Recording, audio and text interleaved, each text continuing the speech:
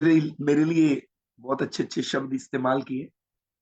और सच ये है कि इनमें से किसी भी शब्दों के लायक मैं नहीं हूं।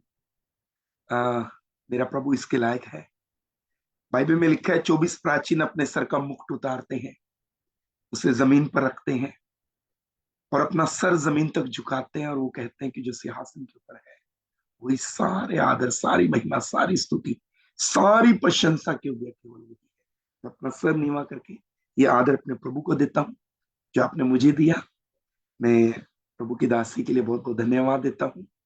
आपने हार लेकर वेलकम किया, ये बड़ी विनम्रता से सर झुकाकर मैं ऑनर अपने प्रभु को देता हूँ, और मैं आपको थैंक यू कहता हूँ।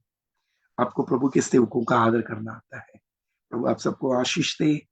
जितने भी ग्रुप में मेरे भाई बहन जुड़े हैं सबको प्रभु बहुत आशीष दे। इस मिनिस्ट्री को प्रभु आशीष दे। आपने अभी एक वर्ड इस्तेमाल किया कि आप हमारे छोटे से प्लेटफॉर्म पे आए। मैं आपको बताना चाहता हूँ अगर यहाँ एक व्यक्ति भी होता तो भी मैं आके प्रचार करता, क्योंकि मेरा इश्यू बाइबल में जो 100 भेड़ थी लूका 15 में, एक गुम हो गई, एक को ढूंढने गया। और मैं आपको कहना चाहता हूं अगर प्रभु का नेचर ऐसा है तो हमें और कितना दिन होने की आवश्यकता है। मेरे एक मित्र थे, अब दुनिया में नहीं है, बहुत अच्छे बिशप थे। उनका नाम था आर्च बिशप जोनाथन अंसार। मेरी उनसे बहुत अच्छी दोस्ती थी। मेरे से उम्र में करीबन 30-35 साल बड़े थे वो। मे भी 40 साल भी हो सकते हैं। तो वो मेरे से बहुत प्यार करते थे, बहुत ज्यादा मुझसे मोहब्बत करते थे। उनका इलाज सीएमसी हॉस्पिटल चलता था। कभी कभी मुझे फोन करके कहते मैंने कप कॉफी का पीने आना। तो मैं उनको कहता था घर आओ, खाना खा के जाओ। एक बार उन्होंने मुझे मेरे घर में बैठकर इस प्रकार से कहा कि प्रभु ने मुझे कहा जोना, उनका निक नेम जोना था, जोनाथन अंसार। वो कहते आर्च बिशप जोनाथन अंसार, प्रभु के दास कहते प्रभु ने मुझे कहा जोना तुम मुझसे बड़ा है। तो उन्होंने प्रभु से कहा प्रभु ये कैसे हो सकता है कि मैं आपसे बड़ा हूं, आप बड़े परमेश्वर हैं। फिर प्रभु ने कहा नहीं जोना तुम मुझसे बड़ा है। बोले प्रभु ये कभी नहीं हो सकता, आप बड़े परमेश्वर है, मैं आपसे बड़ा कैसे हो सकता हूँ।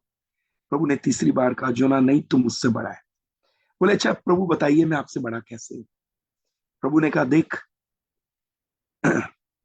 मैंने लिख करके दिया जहां दो या दो से अधिक मेरे नाम से एकत्र होंगे मैं तुम्हारे बीच में आऊंगा। लेकिन तू आजकल ना अपनी मीटिंग के लिए कंडीशन रखता है 5,000 लोग होंगे तो आऊंगा, तू मुझसे बड़ा है।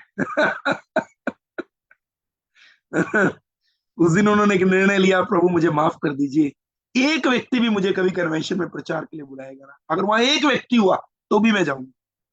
तो मैंने मेरे बुजुर्गों से लर्न किया है अगर यहाँ एक व्यक्ति भी होता है इस प्लेटफॉर्म पे तो भी मैं आके प्रचार करता। मेरे लिए बड़ी खुशी की बात है कि आप परमेश्वर का वचन सुनने के लिए तैयार हैं। क्या हम वचन की ओर चलें थोड़ी देर के लिए? क्या 10 मिनट के लिए वचन ठीक है? 10 मिनट्स, 10 मिनट दे पास्टर जी, सकते जितना जितना आप करना चाहते हैं हम सब सुनने के लिए तैयार है। आप चाहे 10 मिनट दे, हैं? चाहे 15 मिनट दे, चाहे 20 मिनट दे, चाहे आधा घंटा दे, हम सब बेसब्री से आपका ही इंतजार कर रहे थे और आपके मुंह से हम प्रभु के वचन सुनना चाहते हैं। ओके, जितना भी टाइम आप दमे हमको। सारा आदर प्रभु को मिले। आए हम एक छोटी दुआ करें। करुणामय पिता परमेश्वर, बड़ी विनम्रता के साथ हम आपके आगे झुकते हैं, आपके चरणों को चूमते हैं।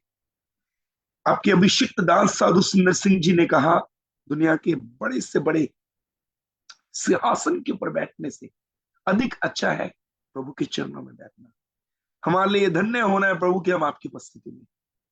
मेरी विनती है प्रभु इस समय आप अपने बेटे बेटियों से अपने पवित्र वचन के द्वारा आप इनसे साक्षात बातचीत करें।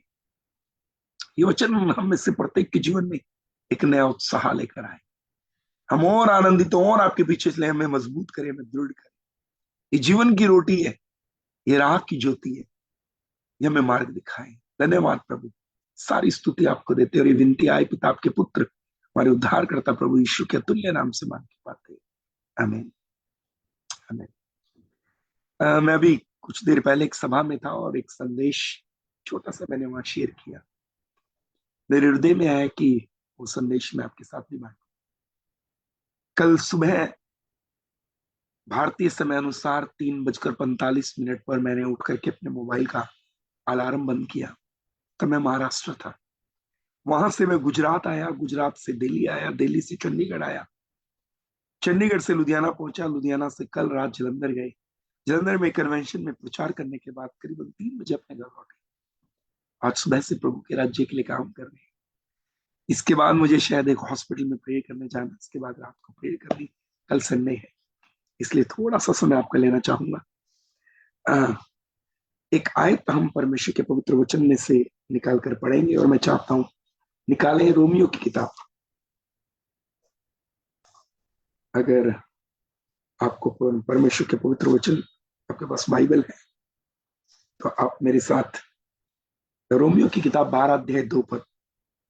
इस संसार के सदृश ना बनो, परंतु तुम्हारे मन के नए हो जाने से तुम्हारा चाल चलन भी बदलता जाए, जिससे तुम परमेश्वर की भली और भावती और सिद्ध इच्छा अनुभव से मालूम करते रहो। आमीन। आने वाले 15 मिनट में हम परमेश्वर के पवित्र वचन में से मनन करेंगे। मैंने अपने जीवन में ऐसा अनुभव किया, 27 साल से प्रभु ने ये वचन मेरे हाथ में दिया। मैंने अपने जीवन में सन 1990 में प्रभु को जाना। मैं एक मुस्लिम बैकग्राउंड से हूँ। मेरी फैमिली के मैक्सिमम लोग नमाज रोजा करते हैं, वो लोग मुस्लिम है। और 1990 में मैंने उद्धार पाया, और 97 में एक बाइबल कॉलेज में ऑर्डेन किया गया। उसके बाद लुधियाना आया, और 97 से लेकर देखिए 2025 चल पड़ा। लगभग 26-27 साल के लगभग बनते हैं। इन 27-26 सालों में मैंने ऐसा महसूस किया है, जो मैंने लर्न किया मैं आपको शेयर करना चाहता हूं। मैंने लर्न ये किया, इज़राइल, जो इज़राइल देश है, उसका मैप आज भी कंप्लीट नहीं है। 1947 में भारत आजाद हुआ, 1948 में इज़राइल एक स्वतंत्र राष्ट्र बना। लेकिन मैं आपके साथ शेयर करना चाहता हूं कि इज़राइल का मैप कंप्लीट नहीं है। प्रभु ने इज़राइलियों को कहा, जाओ कनान में और 7 जातियों को निकालो। प्रभु ने कहा, मैं उन्हें निकालूंगा, तुम वहां जाके अधिकार लो, उस देश को अपने अधिकार में। वो 7 जातियां वहां से निकालकर कनान को अपने अधिकार क्षेत्र में लेना, वो इज़राइल का कंप्लीट मैप है। और अगर आप व्यवस्था पर उन आखिरी अध्यायों को पढ़ें या यहोशू की किताब को पढ़ें, तो आपको इज़राइल के, प्रभु ने जोशुआ की लीडरशिप से पहले मोसेस को इज़राइल का मैप दे दिया था। समय का मैं नहीं तो मैं आपको वर्स टू वर्स बताता। परमेश्वर ने इज़राइल का मैप मोसेस को दिया। मोसेस को बताया कि इज़राइल की बाउंड्रीज क्या होंगी, कौन सा सी उसके साथ लगेगा, कौन से देश उसकी बाउंड्रीज के साथ लगेंगे। प्रभु ने मूसा को इज़राइल का मैप दिया। जोशुआ गया वहां, लेकिन आप पढ़ सकते हैं, जोशुआ ने एक बार इज़राइलियों को बुला के डांटा, कब तक तुम उस देश को अपने अधिकार में लेने में ढिलाई करोगे जो तुम्हारे परमेश्वर ने तुम्हें दे दिया है। जोशुआ के टाइम में भी बहुत से गोत्र थे जिनको जगह नहीं मिली, उनको अपना लैंड नहीं मिला। आज भी इज़राइल कंप्लीट नहीं है। अब इज़राइल कंप्लीट नहीं है, तो याद रखना, ये बात मेरी और आपकी लाइफ से कैसे कनेक्टेड है, मेरी और आपकी लाइफ से इसका क्या संपर्क है। आज भी मैं कितने ऐसे लोगों को देखता हूं जिनकी जिंदगी के अंदर कहीं ना कहीं अधूरापन है। वो अपनी लाइफ के कुछ एरियो में आप उन्हें देखेंगे कम है। जैसे इज़राइल का मैप कंप्लीट नहीं है, प्रॉमिस लैंड इज़राइलियों के पास कंप्लीट नहीं है। आज भी बहुत से लोग हैं, बाइबल में जो खुदा ने उनसे प्रोमिस किए, उनमें से कई प्रोमिस मिस है उनके लाइफ में। वो प्रोमिस उनके पास पूरे नहीं। जैसे इज़राइल का पूरा लैंड यहूदियों के पास नहीं है, इज़राइलियों के पास नहीं है, ऐसे ही, क्योंकि इज़राइल का जो लैंड है उसे प्रॉमिस लैंड कहती है। और हमारा जो प्रॉमिस लैंड है वो ये है, ये बाइबल, इसके अंदर परमेश्वर ने हजारों वायदे किए। लेकिन आप देखिए, बहुत सारे लोगों को देखिए, उनकी लाइफ में इसके कई वायदे इसके है ही नहीं उनकी लाइफ में। इसलिए कितने लोग मुझे 27 साल में आकर बोलते हैं, पास्टर जी सब कुछ ठीक है, लाइफ के एक एरिया में कुछ समस्या चल रही है। पास्टर जी सब कुछ ठीक है, बस एक चीज की घटी है लाइफ के अंदर। आप देखेंगे, मैं कितने ऐसे लोगों को जानता हूँ व्यक्तिगत रीति से, वो ये कहते हैं पास्टर जी पुरानी फीस हमने चुकता की थी, लोन उठाकर नई फीस आ गई है, चुकाने के लिए पैसे नहीं। कितने लोगों को मैं जानता हूँ जो ये कहते हैं पास्टर जी एक बीमारी अभी गई है, दूसरी बीमारी अभी फिर डायग्नोज हो गई है, एक के बाद एक नई बीमारी डायग्नोज हो रही है। ये प्रॉमिस लैंड, वो जगह है, प्रॉमिस लैंड था, आज भी इजराइलियों के पास कंप्लीट नहीं। आप अपने आसपास देखिए कितने लोग हैं जिनके जीवन में ये प्रॉमिस, ये जो बाइबल के प्रॉमिसेस हैं, ये उनकी लाइफ में आप पूरे होते हुए नहीं देखेंगे। इसके पीछे सबसे बड़ा कारण क्या है? मैंने 27 साल में सीखा, और पिछले दिनों में प्रभु ने पर्सनली मुझसे बात किया। जब मैं कल आ रहा था यात्रा में, प्रभु ने मुझसे व्यक्तिगत रीति से बातचीत की। इसके पीछे सबसे बड़ा कारण है एक हारी हुई मानसिकता। मैं दोबारा बोलना चाहता हूं ताकि आप इसको समझ लें। एक हारी हुई मानसिकता, एक हारी हुई मानसिकता। हमारी जो बैटल फील्ड है वो ये है, हमारा माइंड बैटल फील्ड है, वो युद्ध भूमि है। याद रखना, जब दाऊद गोलियत से लड़ने गया, गोलियत ने उसके ऊपर भाला फेंक के नहीं मारा, तलवार फेंक के नहीं मारी, कोई पत्थर उठा के गोलियत ने दाऊद के ऊपर नहीं मारा। उसका उसका प्रहार क्या था? उसने दाऊद के ऊपर अपने शब्दों से प्रहार किया। वो जानता था गोलियत इसको मेंटली वीक करो, ये अपने आप हार जाएगा। आज भी शैतान का सेम फॉर्मूला है, वो आपको मेंटली वीक करता है, एक हारी मानसिकता आपके अंदर पैदा करने की कोशिश करता है। इस वचन में जाने से पहले मैं इसकी पृष्ठभूमि, इसकी बैकग्राउंड आपके साथ शेयर करना चाहता हूँ। उत्पत्ति की किताब 12 अध्याय में हमारे मूल पुरुष अब्राहम को प्रभु ने बुलाया। परमेश्वर ने अब्राहम से 7 वायदे किए। हम बाइबल में जब आप पढ़ेंगे, यहूदियों का मूल पुरुष आदम नहीं है, यहूदियों का मूल पुरुष अब्राहम है। परमेश्वर प्रेरितों की काम की किताब में कहते हैं तुम्हारे मूल पुरुष अब्राहम को मैं मेसोपोटामिया, एक अन्य जाति देश से बुला के लाया। प्रभु बाइबल में हमारे मूल पुरुष आदम को नहीं बताते, प्रभु अब्राहम को बताते। याद रखना, उत्पत्ति 12:1 में प्रभु ने अब्राहम को बुलाया और 7 वायदे प्रभु ने अब्राहम से किए। मैं चाहता हूं मेरे साथ इनको काउंट कर ले आप।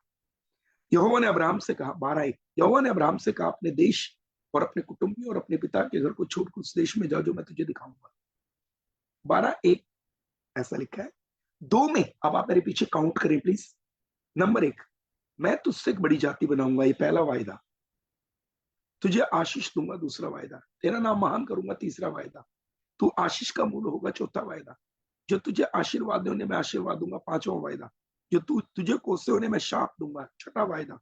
भूमंडल के सारे कुल तेरे द्वारा आशीष पाएंगे, ये 7वां वायदा। 7 वायदे प्रभु ने अब्राहम से किए। लेकिन याद रखना, भीतर देखिए, पहला वायदा जो परमेश्वर ने किया वो ये था, मैं तुझसे एक बड़ी जाति बनाऊंगा। ये फर्स्ट प्रॉमिस था।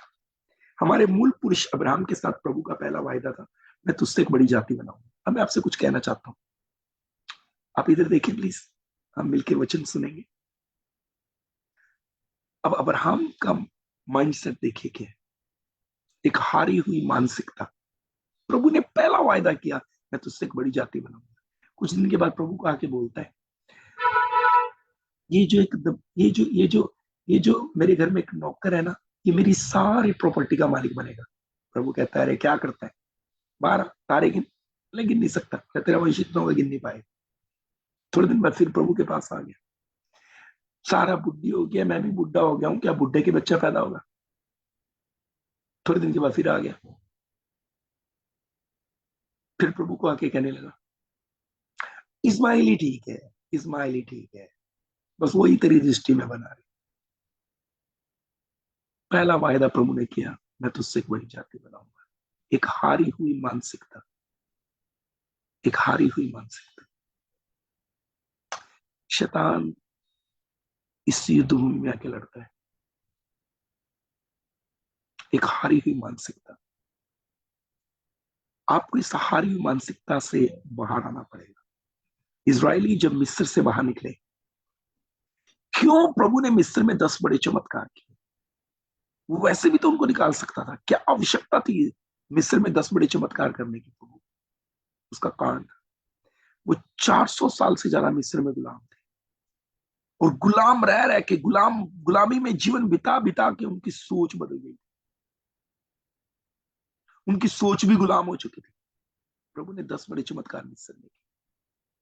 याद रखना, एक ही नदी थी जिसमें से इजरायली, जब मिस्री अपना बाल्टी पानी का भरते हैं उसमें लहू दिखता है, सेम इजरायली सेम नदी से जाके जब अपनी बाल्टी इसमें डुबोते हैं उसमें पानी निकल के आता है। नदी वही है, मिस्रियों के लिए लहू निकलता है बाल्टी जब वो भरते हैं वहां से, और इसराइलियों के लिए सेम नदी में से पानी निकलता है।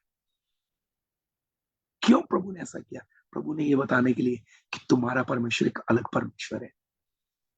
उनकी मानसिकता को चेंज करने के लिए प्रभु ने वो 10 चमत्कार किए, ये बताने के लिए तुम्हारा परमेश्वर आ गया। क्यों प्रभु ने समुद्र के आगे ले गया?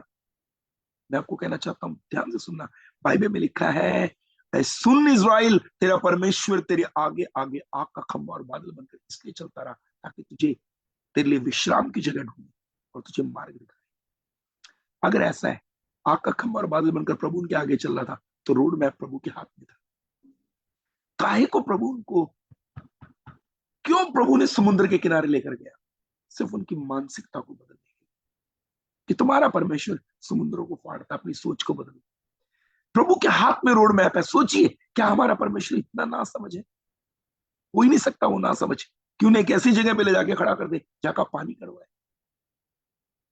क्यों प्रभु उनको वहां लेकर गया जहां का पानी कड़वा था?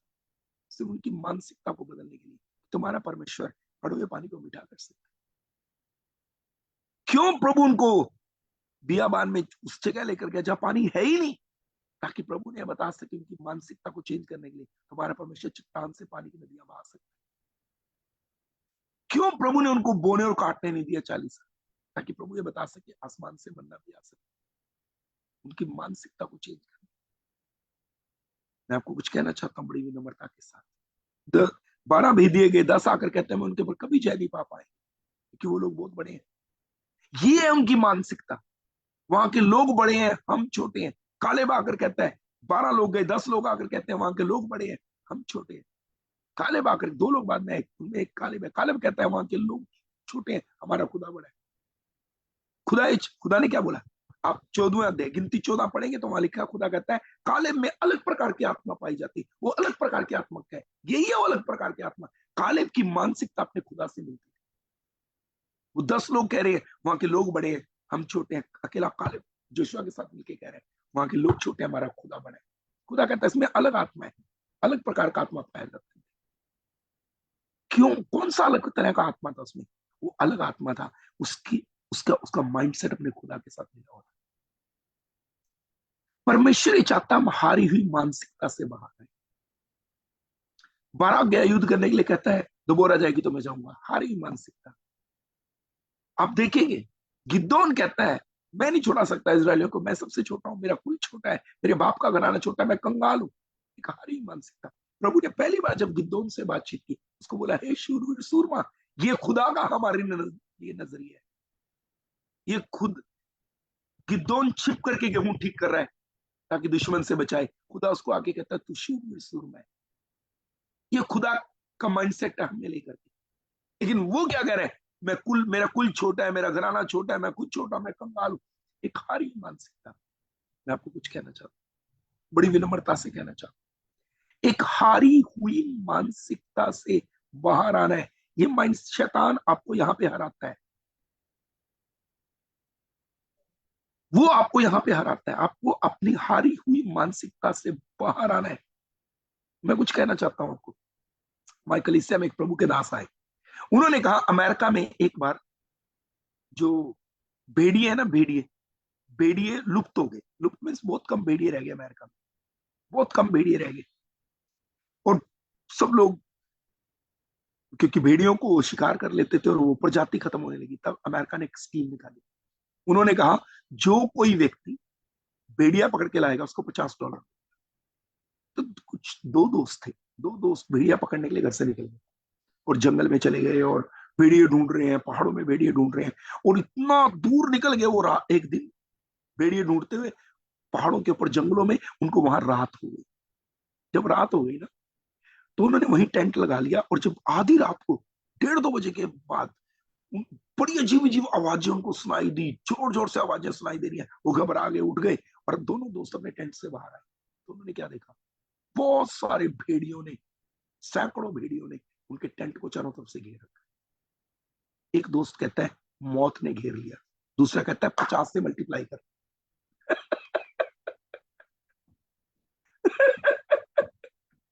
अमेरिकन गवर्नमेंट ने कहा भेड़िया पकड़ ला, $50 मिलेगा।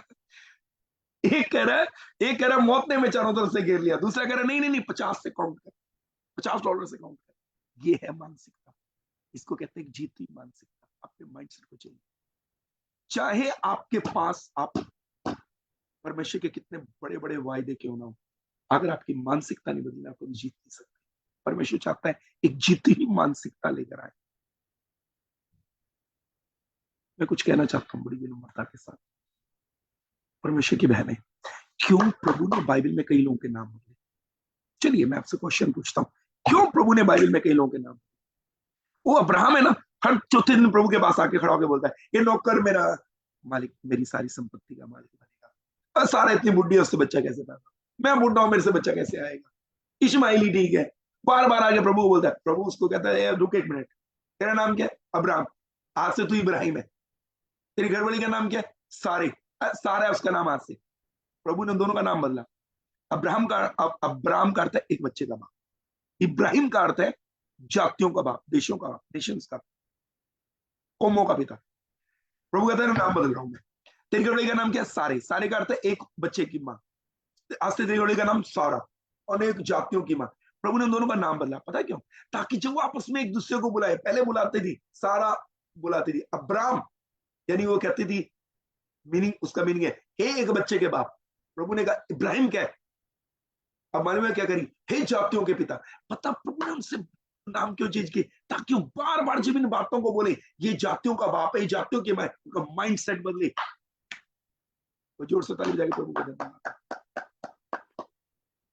प्रभु चाहता था उनकी मानसिकता बदले, वो हारी मानसिकता से बाहर है। बोलिए प्रेज द लॉर्ड। वो याकूब का नाम बदल दिया प्रभु ने, इजराइल रख दिया। पता क्यों बदला? वो कोई कारण नहीं था भैया नाम बदलने का। याकूब के नाम करता धोखेबाज, वो सारा दिन अपने आप को ब्लेम दे, मैं धोखेबाज, मैं धोखेबाज, मैं लोगों को धोखा देता हूँ, मैं तो बड़ा बेकार हूँ। अरे कितने लोगों को, बहन हमारी कलीसिया में आती कहती मैं नाली का कीड़ा। मैं कभी नहीं।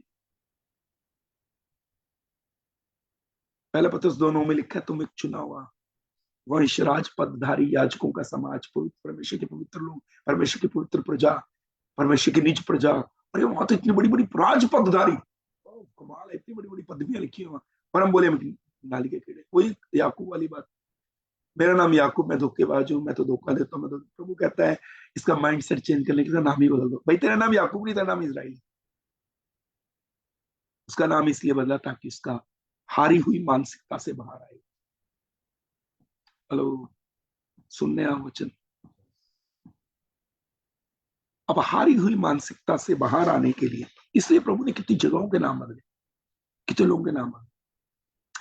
हारी मानसिकता से बाहर आने के लिए, बंद करने से पहले मैं आपको छोटी सी बात बोलना चाहता हूँ। मुझे पवित्र आत्मा ने बताया सिर्फ एक तरीका है, एक तरीका जिससे आप हारी हुई मानसिकता से बाहर आ सकते हैं। सिर्फ एक तरीका, एक तरीका है सिर्फ, और वो तरीका है, हारी हुई मानसिकता से बाहर आने का सिर्फ एक तरीका है, सिर्फ एक तरीका, सिर्फ एक तरीका।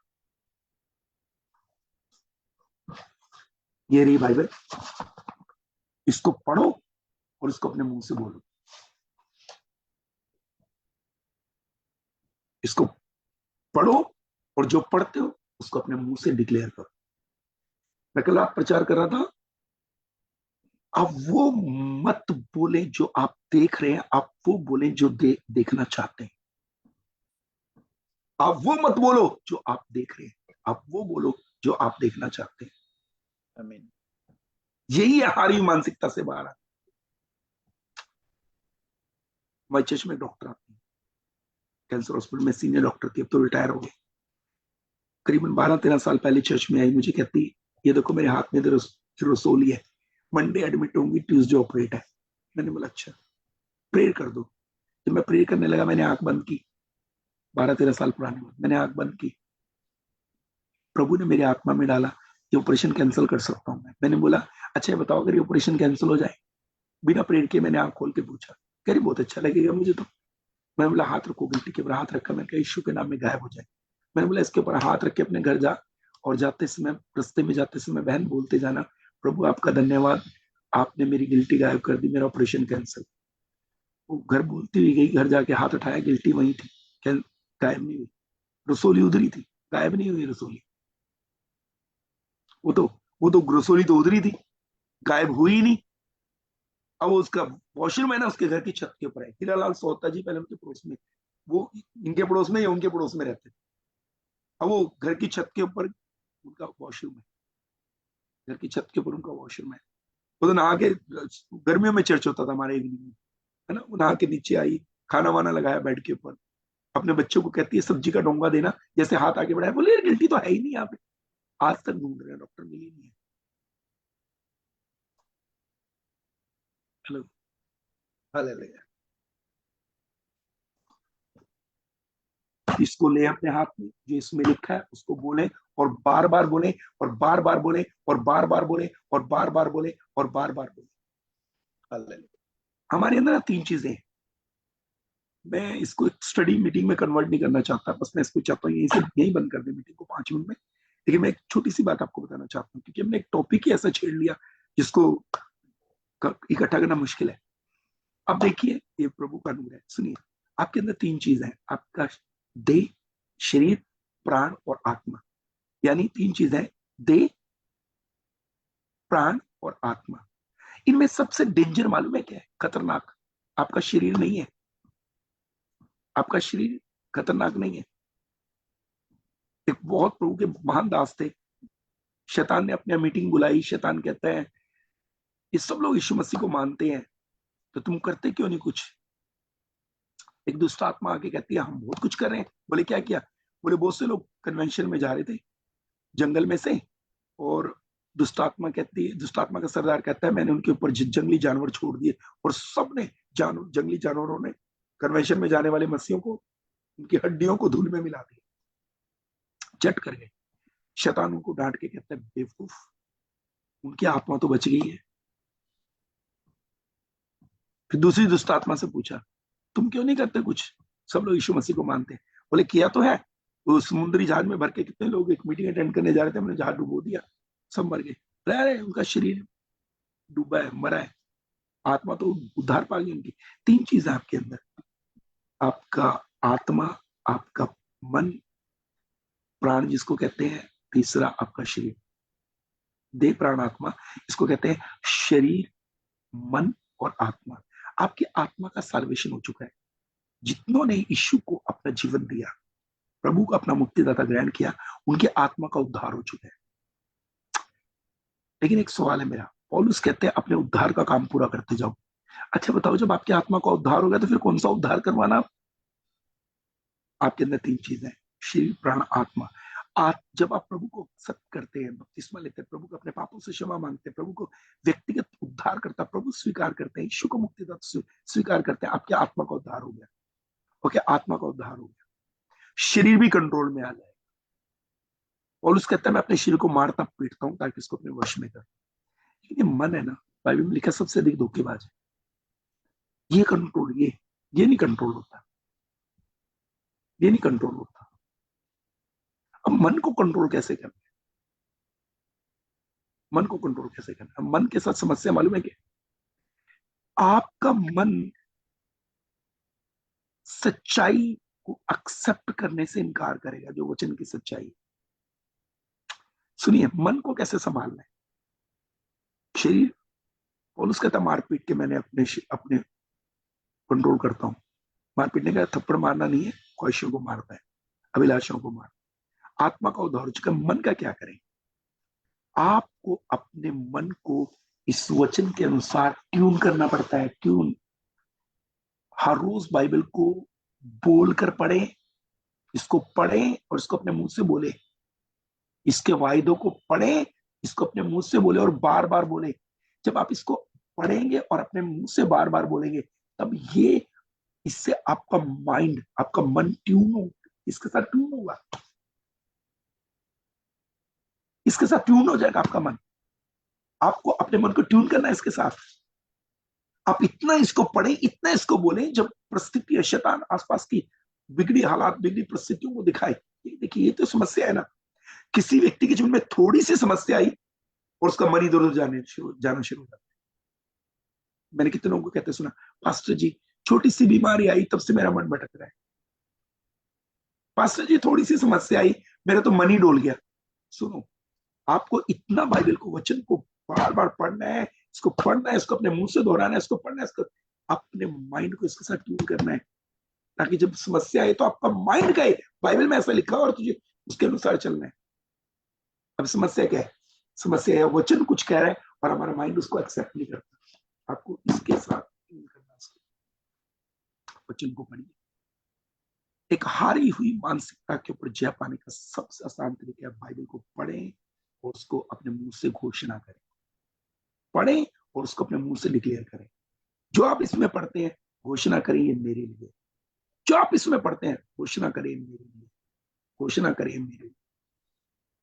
कुछ कहना चाहता हूं मैं। एक प्रभु के बहुत उत्तम दास ने कहा कि अमेरिका में बहुत से प्रभु के दास मर गए। कारण मालूम है क्या? अमेरिका में क्या, पूरी दुनिया में मरे। उन्होंने ना बीमारी के बारे में बात की, बीमारी से बात नहीं की। बाइबल में आपको पहाड़ से बात करने के लिए कहा गया, पहाड़ के बारे में बात करने के लिए नहीं कहा गया। हमारी समस्या क्या है? हम समस्या के बारे में बात करते हैं, समस्या से बात नहीं करते। बात आप जो मर्जी बोलते रहिए, आप पहाड़ को बोलिए ना हट जाए, नहीं हटेगा, लेकिन आप वचन बोल के बोलिए हटेगा। वचन को बोल के बोलिए हटेगा।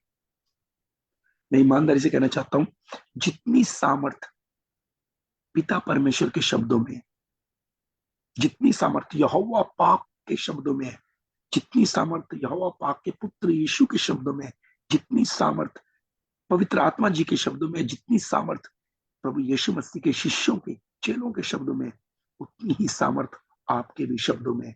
बोल के देखिए। लेकिन वो जो बोलना है ना, आपको अपने शब्द नहीं बोलने, आपको वचन लेकर के बोलना है। वचन, वचन लेके बोलना है। आपको परिस्थितियों को, वचन में से परिस्थितियों को बताना है कि आपकी बाइबल में क्या लिखा हुआ है।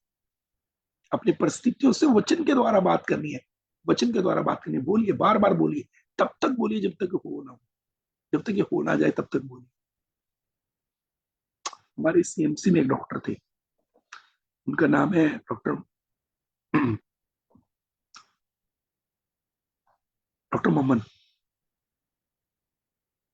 और एक पेशेंट को उनके पास लाया गया, एक पेशेंट को उनके पास लाया गया और उन्होंने दूरबीन से चेक किया, उसकी पेशाब वाली लाइन ब्लॉक थी। तो उन्होंने कहा मैं इसकी 2 या 3 सर्जरी करूंगा अलग अलग पार्ट में। और सर्जरी की डेट डिसाइड हुई, पेशेंट को अंदर लेके जाया गया और डॉक्टर का नाम है किम, डॉक्टर किम, किम मोहम्मद। उनको जब पेशेंट को अंदर लेके जाया गया, उन्होंने कहा फाइनली चेक करता हूँ सर्जरी शुरू कहां से करना। उन्होंने दूरबीन लगाई और जब चेक किया पेशेंट को, दोबारा कैमरा डाला, तो वो अपने स्टाफ को कहते तुम्हें गलती लगी है, पेशेंट चेंज हो गया। तो उन्होंने कहा सर ये फाइल चेक करो, पेशेंट नहीं। तो उन्होंने पेशेंट से पूछा तेरी तो लाइन, पेशाब की लाइन बिल्कुल क्लियर है, इसकी तो कोई सर्जरी की आवश्यकता ही नहीं है, तो तूने किया क्या? वो कहते जी जब मेरी सर्जरी पोस्ट हुई तो एक व्यक्ति मेरे पास प्रे करने आया, उसने मुझे कहा ऐसे बोल यीशु के कोड़े खाने से मैं चंगा हो गया, तब से मैं रट्टा लगा रहा हूँ, यीशु के कोड़े खाने से मैं चंगा हो गया। मैंने पता नहीं हजारों बार ये बात बोल दी, यीशु कोड़े खाने से मैं चंगा हो गया, यीशु कोड़े खाने से मैं चंगा, यीशु कोड़े खाने से, यीशु कोड़े खाने से मैं चंगा, यीशु कोड़े खाने से, यीशु। डॉक्टर कहते हैं मेरी बात सुन, मेरा भी एक मरीज है जो ऑपरेशन नहीं कराना चाहता। सेम प्रॉब्लम है, मेरा भी एक पेशेंट है, वो भी ऑपरेशन नहीं करना चाहता, उसको भी सेम ऐसी प्रॉब्लम है। मैं आपको कुछ कहना चाहता हूँ, एक गवाही मैंने अपने कान से सुनी, बड़े बड़े कानों से बोले, वचन को लेकर बोले, ये बाइबल में लिखा था, उसके कोड़े खाने से हम चंगे हो। इसको लेकर बोलिए, इसको लेकर बोलिए, इसको अपने माइंड को इसके साथ ट्यून कीजिए, इसके साथ ट्यून कीजिए।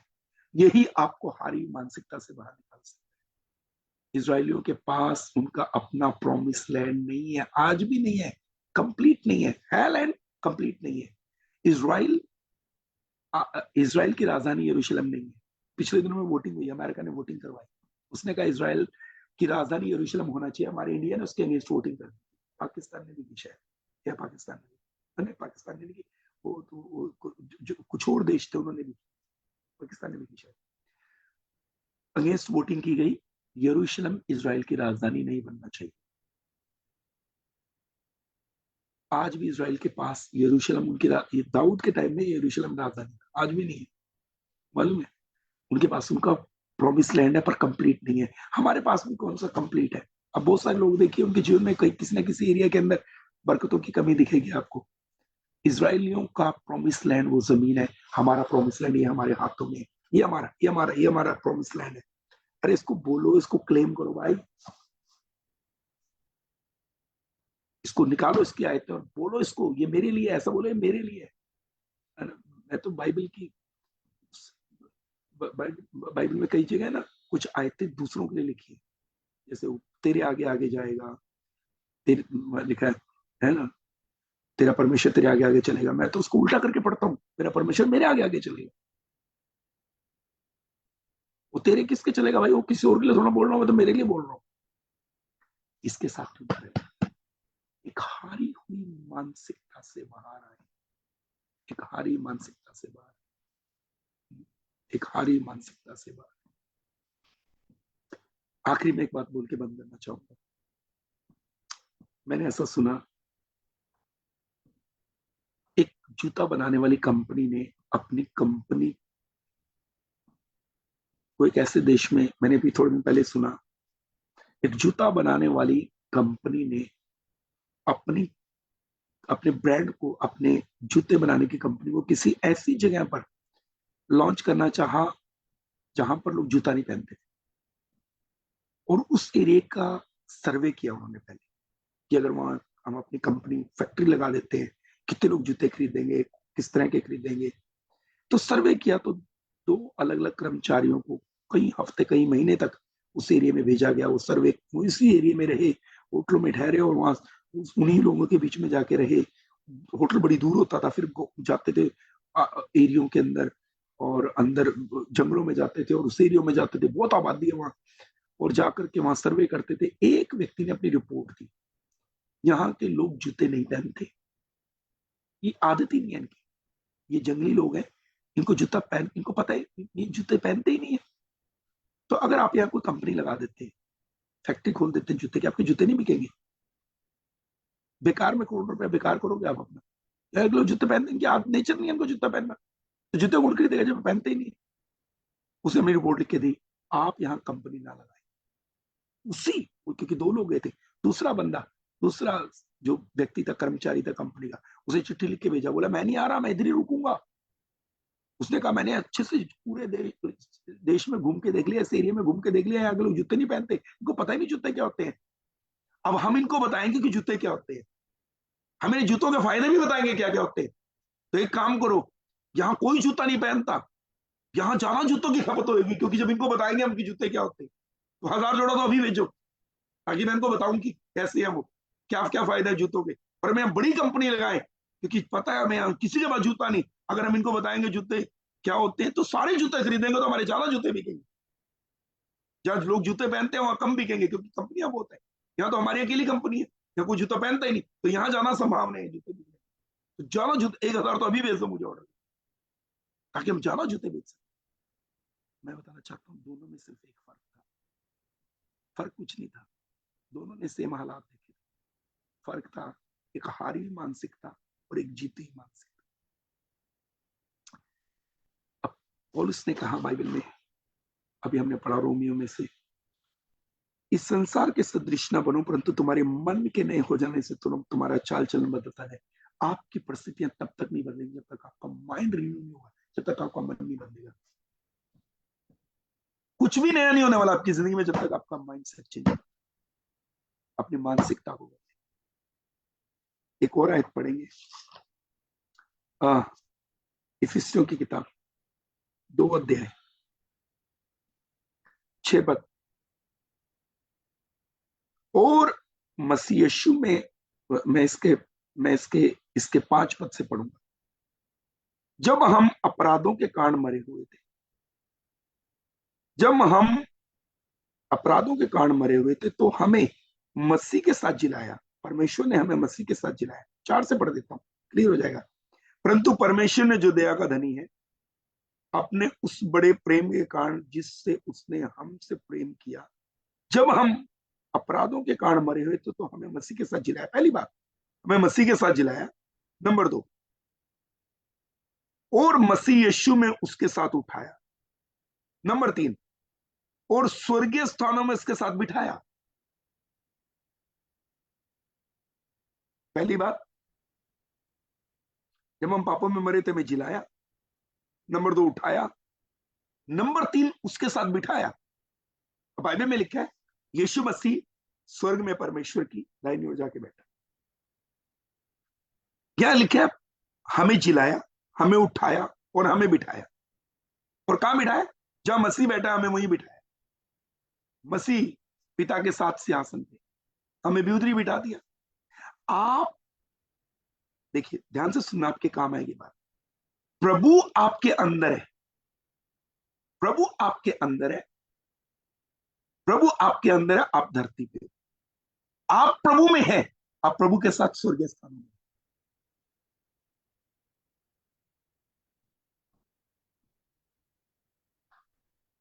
प्रभु आपके अंदर है, आप धरती पे हो।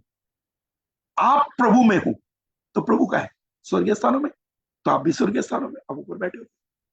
अब जब आप बैठी हेवन में हो, जो मर्जी ऑपरेट करो, जो मर्जी ऑपरेट करो, वहां बैठ कर। जो तुम धरती पर बांधोगे स्वर्ग में बंधेगा, धरती पर खोलोगे स्वर्ग में। खोल लो, कुछ बांध लो, कुछ खोल लो, ऊपर बैठे हो आप, जो मर्जी करो, फिर बैठ के जो मर्जी करो। हारी मानसिकता से बाहर आओ, हारी मानसिकता। बैठे ही स्वर्ग में हो आप प्रभु के साथ, ऊपर बैठे हो आप, वहां से करो हेवन को लीड, धरती को लीड करो। कुछ कुछ कर दो, धरती पे देखी जाएगी। है? किसी देश में सुसमाचार खोल दो, किसी के जीवन में चंगाई खोल दो, किसी की बरकतें खोल दो, हिलाला सर, क्या किसी की आशीषें खोल दो। बैठो आप प्रभु के साथ, बैठे ऊपर। प्रभु आप में है, तो प्रभु धरती पे है। आप प्रभु में है, तो आप धरती पे नहीं हो, आप स्वर्ग में। एक ही टाइम पे आप इधर भी हो, आप उधर भी। हारी हुई मानसिकता से बाहर आए, और उससे बाहर आने का एक ही तरीका है, इसको बोलो, इसको।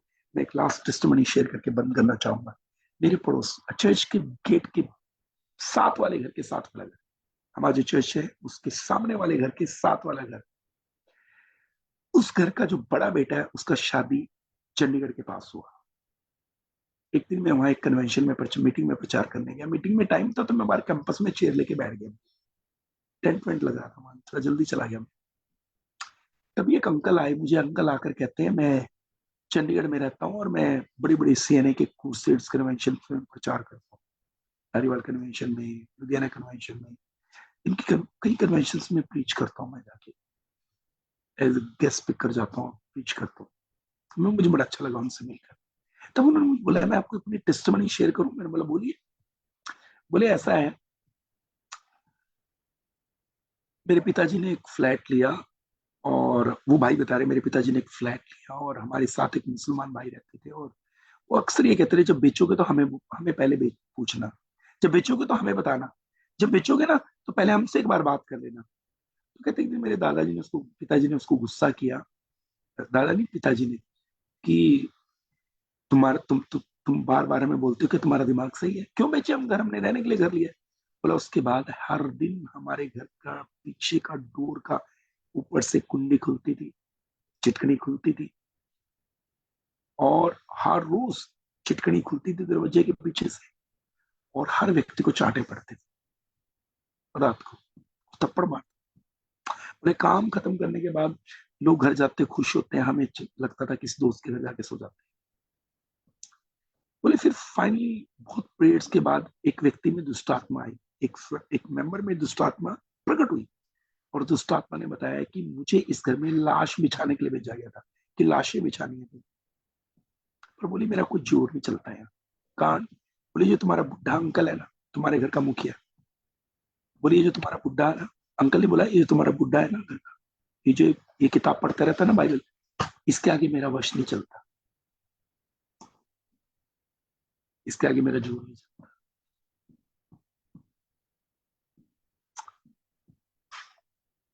इसको उठाए, इसको पढ़े मुंह से, इसको अपने लिए क्लेम करें, बोले ये मेरे लिए लिखा है, किसी और के लिए नहीं लिखा। आमीन। ये हमारे लिए है, इसके वायदे हमारे लिए हैं, इसका एक एक वायदा सत्य है, हाँ और आमीन के साथ पूरा होता है। आमीन। इजराइलियों के पास प्रॉमिस लैंड है, हमारा प्रॉमिस लैंड तो ये है। इसके ऊपर ट्रस्ट करें, अपने माइंड अपने दिमाग को इसके साथ ट्यून करें कि जो इसमें लिखा है वही सत्य है। अपने आप को समझाएं कि जो इसमें लिखा है वही सत्य है। परिस्थितियों को बरगलाने ना दे, हालात आपको बरगलाए ना, आपकी सिचुएशंस आपको बरगलाए ना। आप दिख हारे हो सकते हो, मैं फिर बोलना चाहता हूं, आप दिख हारे हो सकते हो, लेकिन असल में आप जीते हुए हो। मैं आपको कहना चाहता हूं, आप स्थायी हो सकते हो पर आप त्यागी हुए नहीं हो सकते। परिस्थितियां आपको सता सकती है, आप परिस्थितियों के द्वारा स्थायी हो सकते हो पर आप त्यागे हुए नहीं है। याद रखना। मैं आपको ईमानदारी से कहना चाहता हूँ, बड़ी हम्बली में आपको कुछ कहना चाहता हूँ, हमें ये नहीं पता हमारे आने वाले कल में क्या हो। हम मसीह है ना, हमें ये नहीं पता हमारे आने वाले कल में क्या होगा, पर हम मसीह को ये बात पक्का पता है, हमारा आने वाला कल हमारे आज से बेहतर है। हमारा आने वाला कल हमारे आज से उत्तम है। बोलिए हमें। हमारा आने वाला कल आज से ज्यादा आनंद से भरा हुआ है। हमारा आने वाला कल आज से ज्यादा अनुग्रह से भरा हुआ है, बरकत से भरा हुआ है, खुशी से भरा हुआ है। अरे आपके ऊपर जीत का अभिषेक है, आपके ऊपर जीत का अनॉइंटिंग है, आप हार ही नहीं सकते, क्योंकि अनॉइंटिंग ही जीत का आपके ऊपर, आप कैसे आ सकते? जब अभिषेक ही आपके ऊपर जीत का है तो आप हार कैसे सकते? आपके ऊपर जीत का अभिषेक। आमीन। हारी हुई मानसिकता से बाहर। आमीन। मैं अपना व्यक्तिगत गवाही बताऊं, आधे मिनट में। मैंने मैंने मैंने मैंने अपनी अपनी गवाही बताता हूं आधे मिनट में।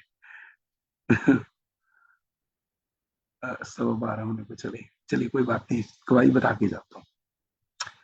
मैं आपको अपनी गवाही बताता हूँ। मैंने अपनी पत्नी के साथ मिलकर अपनी समस्याओं के नाम बदल दिए। अगर मेरे घर में कभी आर्थिक तंगी आ जाती है तो मैं मेरी वाइफ को कहता हूँ इसका नाम रखो कि कोई चमत्कार होने वाला है। मैंने अपनी समस्याओं के नाम बदल लिए, किसी का नाम मैं गवाही रख देता हूँ, किसी का नाम चमत्कार रख देता हूँ, किसी का नाम आशीष रख देता हूँ, किसी का नाम आश्चर्यकर्म रख देता हूँ। अपनी समस्याओं के नाम ही बदले हुए मैंने। पता क्यों? मानसिकता बदलने की जरूरत है, मानसिकता बदलने की जरूरत है। जरूरी नहीं हर समस्या आपके जीवन में समस्या है, कभी कभी उनको गवाहियों के रूप में भी देखें।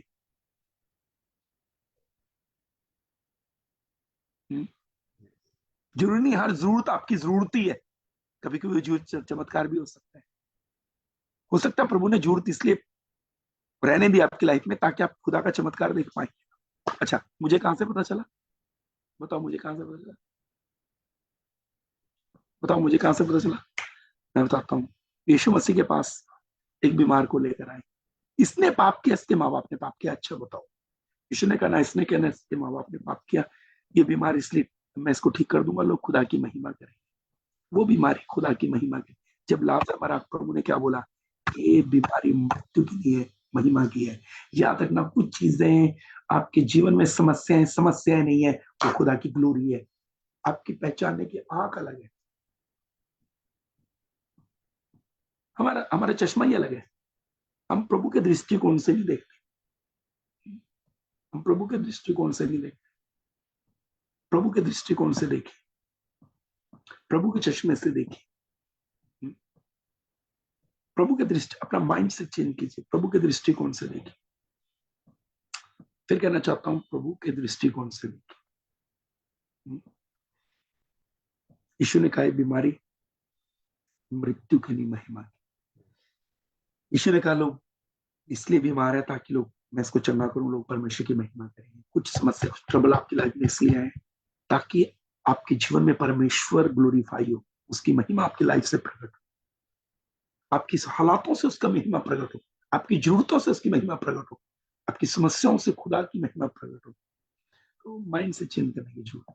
लेकिन अब ना शैतान ये चाहता है कि हम हर चीज को बस, वो चाहता है हमारा माइंड, क्योंकि इसका ये युद्ध भूमि है, ये युद्ध भूमि है, ये बैटल, ये है, ये युद्ध भूमि है। आप इसे बदल सकते हो। नेल्सन मंडेला ने एक वर्ड बोला था, आप जो सोचते हैं। नेल्सन मंडेला ने कहा आप जो सोचते हैं आप वो बोलते हैं, जो आप बोलते हैं एक दिन आप बन जाएंगे। मेरे पीछे दोहराइए, नेल्सन मंडेला ने कहा, दोबारा बोलिए, जोर से बोलिए। नेल्सन, हीरा सर ने नहीं कहा, हीरा सर ने नहीं बोला, नेल्सन मंडेला ने कहा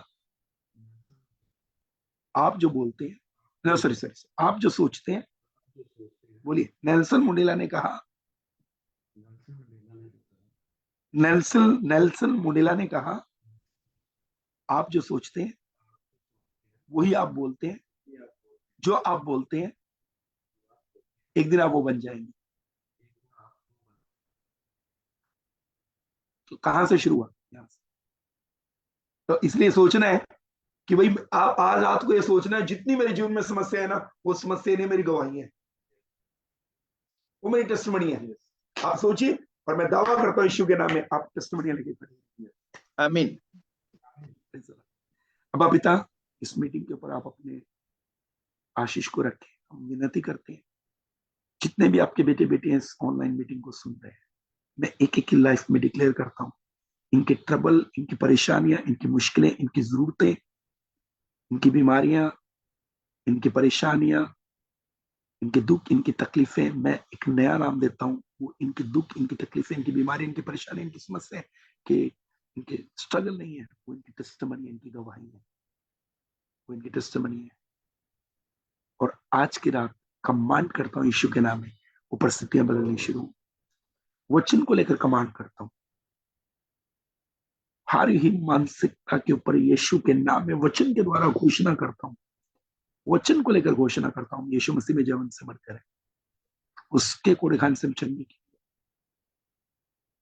वो इसलिए स्वर्ग छोड़कर धरती पर कंगाल बना, उसके कंगाल बनने से हम धनवान थे, प्रॉस्पेरिटी मेरी है। अब्राहम सब बातों में आशीषित था, पूर्वी लोगों में सबसे अमीर था।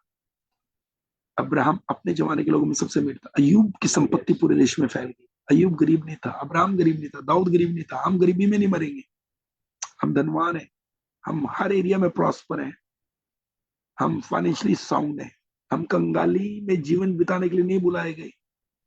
हम, यीशु ने कहा तुम जीवन पाओ, बहुत आयत का जीवन पाओ। हम जय जयकार और आनंद करने के लिए, स्तुति करने के लिए बुलाए गए। हम वो प्रजा है परमेश्वर की जो जय जयकार और स्तुति करेगी प्रभु की। हम आनंद मनाने वाले लोग हैं, हमारा हर दिन जश्न का दिन है। ओ हालेलुया। हमें इस समस्याओं में उलझने के लिए नहीं, समस्याओं के ऊपर राज करने के लिए बुलाया गया। प्रभु धन्यवाद, आपने अपने वचन में लिख के दिया किसी चीज से तुम्हें कोई हानि ना होगी। प्रभु आपने हमें जीवन से बढ़कर किया है, हम धन्यवाद देते हैं प्रभु। विक्ट्री हम हमारी जिंदगी का हिस्सा है, फेलियर हमारी जिंदगी का हिस्सा नहीं है। हर वो व्यक्ति जो इस समय अपनी लाइफ में कोई फेलियर फेस कर रहा है, यीशु के नाम में कहता हूं आज से आपके फेलियर खत्म है। आपके ऊपर जीत के अभिषेक की घोषणा करता हूं। आज के बाद आप अपनी लाइफ के हर दिन, हर पल, हर दिन, आने वाला लाइफ का हर पल, हर घंटा, हर दिन, हर सप्ताह, हर महीना, हर साल आपकी जीत का साल है। आपके ऊपर जीत का अभिषेक है, आप हार ही नहीं सकते, क्योंकि अनॉइंटिंग डिफरेंट है आपके ऊपर। प्रभु ने इसलिए पूरी बाइबल में अपने लोगों के लिए चमत्कार किए, 40 साल तक जंगल में चमत्कार किए। प्रभु ने बताना चाह रहे थे कि तुम्हारा परमेश्वर डिफरेंट है, अपनी मानसिकता बदलो। तुम्हारा खुदा वो है जो अलग है, वो पानी को दाखरस बनाता है। तुम्हारा खुदा वो है जो अलग है, वो समुद्रों को रास्ते, समुद्रों में से रास्ते खोलता है। तुम्हारा खुदा वो है जो अलग है, वो आसमान से मन्ना बरसाता है। प्रभु आप इसलिए इतने बड़े बड़े चमत्कार करते रहे। आपने धरती पर आकर नए नियम में इसलिए बड़े बड़े चमत्कार किए ताकि आप यहूदियों के माइंडसेट को चेंज कर सके, उनकी मानसिकता को बदल सके। प्रभु धन्यवाद, धन्यवाद प्रभु, धन्यवाद प्रभु, धन्यवाद प्रभु, धन्यवाद। आप हमारे परमेश्वर हैं, आप मेरे अब्बा है, मेरे पिता है, आप हमारे राजा है। आपने हमें जय दी अपने लहू के द्वारा, अपने वचन के द्वारा, अपने आत्मा के द्वारा। हालेलुया, धन्यवाद प्रभु। इस आत्मा के द्वारा पिता ने यीशु को मुर्दों में से जिलाया, वही हम में काम करता है, वही हमारे पास है। धन्यवाद प्रभु, हालेलुया। यीशु को मुर्दों में से जिला सकता हूं, हमारी हर परिस्थिति में से जिंदा कर सकता है, तो बाहर निकाल सकता है जब हम मरे पड़े हैं। धन्यवाद प्रभु, धन्यवाद प्रभु, धन्यवाद प्रभु, धन्यवाद प्रभु। मैं डिक्लेयर करता हूँ यीशु के नाम में, घोषणा करता हूँ खुदा के लोग जयवंत है, विजयी है यीशु के नाम में, शय शक्कत है। हालेलुया। एक एक को ब्लेस करें प्रभु, इस पूरे ग्रुप को ब्लेस करें, इस मिनिस्ट्री को ब्लेस करें। ये सचमुच नेशंस के लिए ब्लेसिंग का कारण है मिनिस्ट्री। ये यहीं तक नहीं रुकेगी प्रभु, ये मिनिस्ट्री और बढ़ेगी। इस मिनिस्ट्री को ब्लेस करता हूँ, खुदा का हाथ इनके ऊपर हो। ये केवल ऑनलाइन ना रहे, आने वाले समय में एक चर्च स्टैब्लिश हो, एक चर्च मिनिस्ट्री में स्थापित हो प्रभु ये, और इसकी ब्रांचेस ऑल ओवर वर्ल्ड हो प्रभु। जितने लोग ऑनलाइन इस मिनिस्ट्री के साथ कनेक्टेड है, वो जहां जाए वहां वहां कलीसियों की स्थापना करें। तेरी जय इनके ऊपर बन गई। सारा आदर आपको देते हैं, धन्यवाद। दुआओं को सुना, उत्तर दिया, और ये विनती आए पिता आपके पुत्र हमारे उद्धार करता है यीशु मसीह के तुल्य नाम में मांगते हैं, आमीन, आमीन, आमीन, आमीन।